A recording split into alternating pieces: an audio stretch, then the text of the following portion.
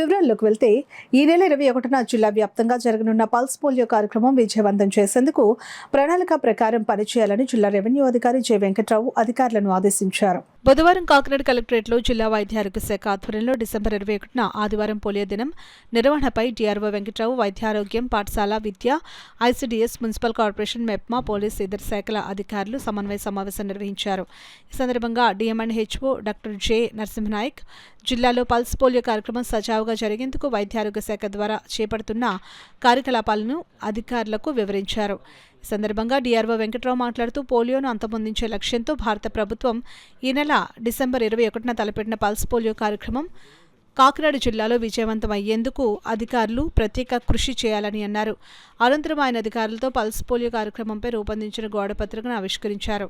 ఈ సమావేశంలో WHO SMO doctor John జుబే Joshua, SBDSP Satyanarayana, DIO doctor Subbaraju, ICDS PD CH Lakshmi, MHO doctor Prithvicharan, Samarlakota, Peddapuram municipal కమిషనర్లు, ఇతర అధికారులు తదితరులు పాల్గొన్నారు.